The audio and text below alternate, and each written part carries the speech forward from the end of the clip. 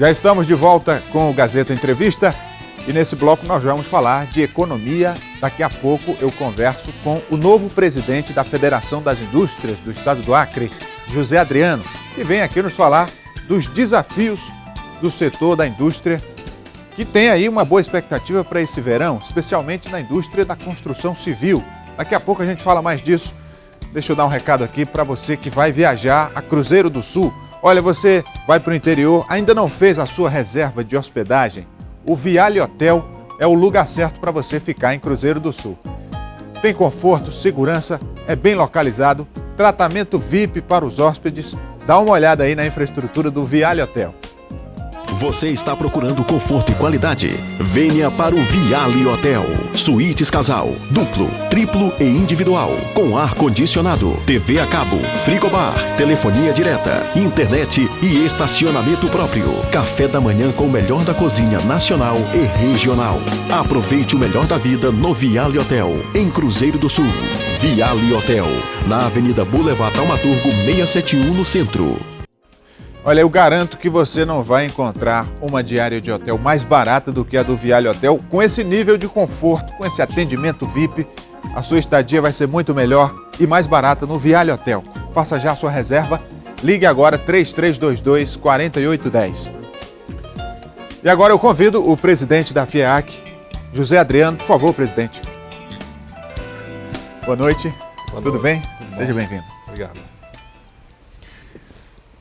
Muito bem, o senhor assumiu recentemente a presidência da Federação das Indústrias do Acre e há uma expectativa muito grande em torno do verão, por conta da indústria da construção civil, que espera, com as obras públicas, principalmente, movimentar o setor.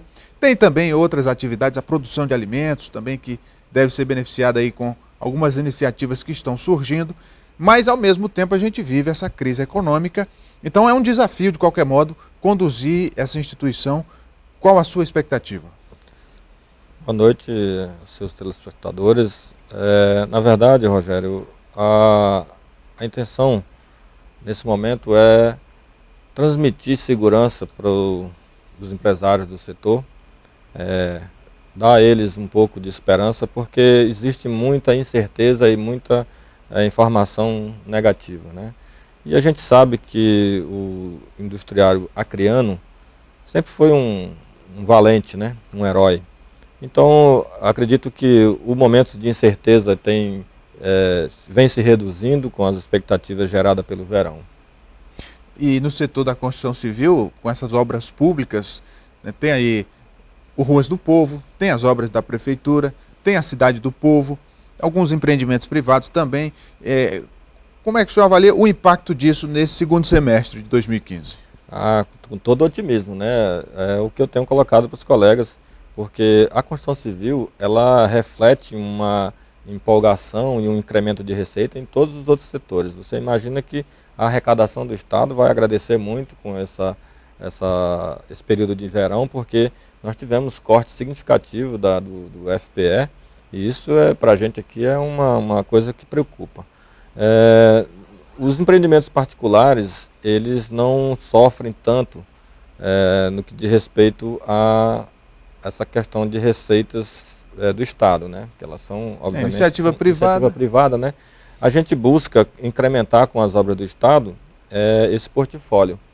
E a nossa maior preocupação é fazer com que os empresários acreditem que nós temos que nos unir, nós temos que procurar alternativas, sermos criativos, né?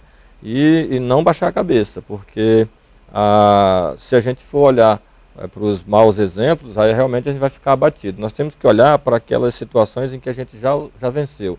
Nós passamos por um período de alagação jamais visto, né? Se abateu em alguns municípios situações de catástrofe, né?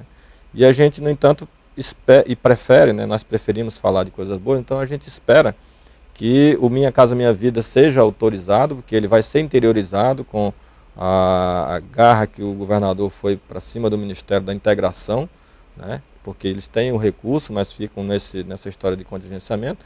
Mas quando se fala de calamidade, como foi os desastres que nós tivemos naturais, a gente tem certeza que vai acontecer. Presidente, no setor da construção civil, como é que o senhor avalia a capacidade técnica das empresas do Acre, especialmente quando se trata de obras públicas? Porque a gente vê aí algumas reclamações de obras que apresentam problemas, e aí quando vai para buscar a responsabilidade, né, o setor público diz que é da empresa, a empresa diz que é do setor público, e às vezes a fiscalização é deficiente. Como é que o senhor avalia esse item, a capacidade técnica? A capacidade técnica das empresas hoje, em relação aos anos anteriores, vamos falar assim, de 20 anos atrás, você não existia, né? Nós tínhamos mestres de obra que tocavam as obras sozinhos.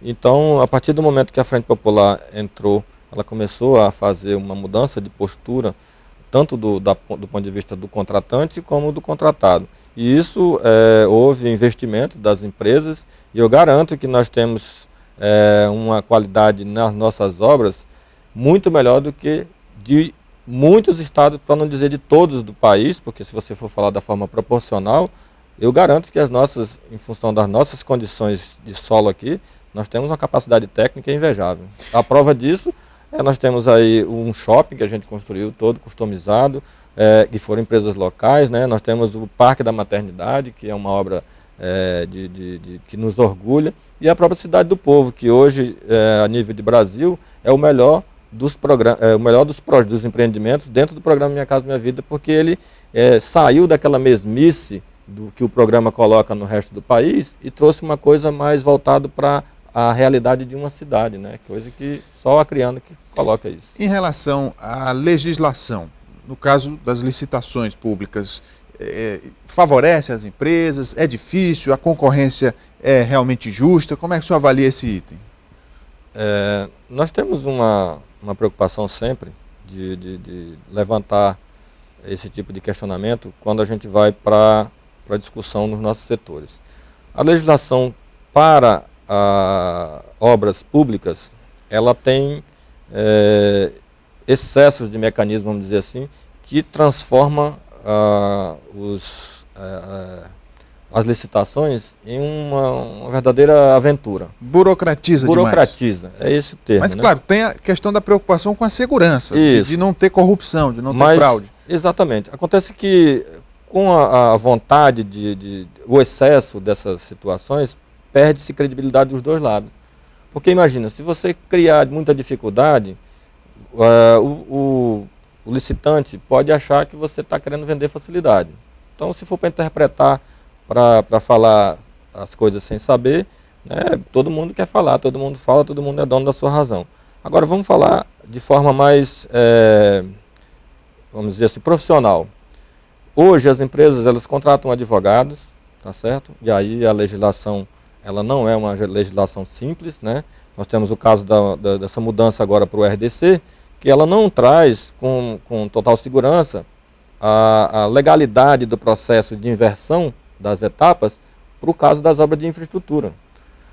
Por outro lado também a gente vê com muita preocupação os projetos, e aí eu não falo só do projeto do estado do Acre, mas no Brasil como um todo, eles são precipitadamente colocados em licitações sem estarem prontos, vamos dizer assim, do ponto de vista do projeto executivo. Sim. Que é ele que sim que vai dar maiores informações, maiores detalhes, para que o licitante consiga fazer esse formato. Então às vezes se faz as coisas com muita pressa também. No Brasil como um todo, né? E a gente fala porque a gente tem conhecimento de obras muito parecidas nos Estados Unidos. Um projeto, para ele ser colocado em prática, ele leva, a maturidade dele no mínimo 2 anos. E aí você fala de estarmos terceirizando várias etapas desse mesmo objeto. Aqui no Brasil, quando se falou em terceirização, virou uma confusão, todo mundo achando que era só para cortar emprego. Isso deixa a gente muito preocupado, porque o conservadorismo de alguns setores é de não querer ter trabalho de fazer uma fiscalização mais detalhada. Não, é melhor a gente não fazer isso, porque aí a gente não vai ter problema. Então isso deixa a gente preocupado. E soma-se a isso um outro fator que aí eu vou perguntar para o senhor se ainda existe muito aqui no Acre, que são os aventureiros.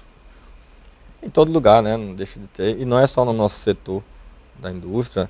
Eu diria que não são aventureiros, são especuladores, né? Aí você pode ir para a Bolsa de Valores, que você vê pessoas que ganham milhões num dia, perdem no outro. São pessoas que gostam de arriscar. Nós orientamos sempre, enquanto defesa do nosso empresário, porque acaba se confundindo, né, os bons com os maus empresários, de que procurem fazer as coisas de forma mais organizada, né, que contratem especialistas para avaliar seus investimentos, para que ele não caia em informações não muito precisas e com isso ele fique agonizando uma gestão de má qualidade, né.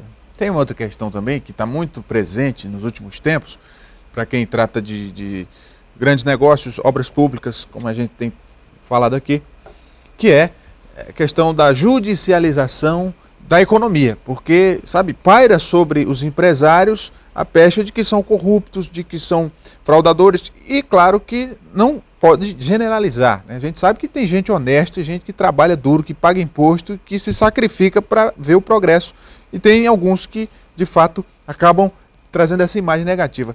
No caso do senhor como presidente dessa instituição que tem a zelar pelos interesses da classe, como é que o senhor vê essa questão? De um modo geral, todo mundo está sujeito à injustiça, né? E se você pretende ser empresário, você também está sujeito a isso mais do que qualquer outro profissional, assim como os políticos também. É muito fácil você falar e não provar, né? Eu mesmo sofri injustiça, não tenho vergonha nenhuma de dizer, fui para cima, pedi que apresentassem as provas, isso não aconteceu, e eu consegui a exclusão, mas fica a indignação. Agora, essa judicialização, ela não acontece só no nosso setor da indústria, ela acontece em todos os setores. Há uma preocupação de trazer isso para dentro de uma outra instância de decisão. E isso não é bom. Sob todos os aspectos, não é bom. Há de se ver como se está trabalhando no Congresso.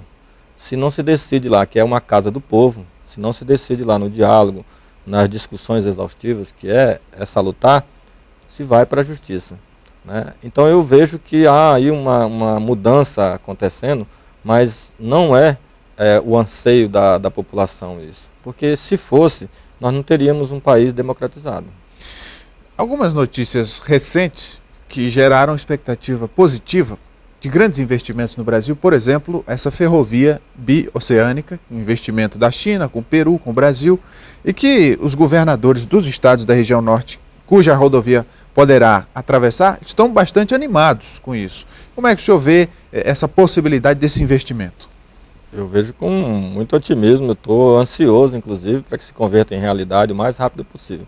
E eu acredito que ela sai, porque estive presente em uma das reuniões que tratavam do assunto com vários governadores, né, da região norte, e a gente, observando o projeto, como foi colocado lá para a gente que é da área, conhece que para chegar até aquele ponto ele já houve um investimento e nesse momento o Brasil não entrou com nenhum centavo do ponto de vista do projeto. São empresas chinesas que elas estão interessadas sim, e para eles é negócio, eles têm o capital, mas não tem mais oportunidades de negócio, então eles estão prospectando não só no Brasil, como em todos os outros países que eles consideram na mesma linha como o Brasil.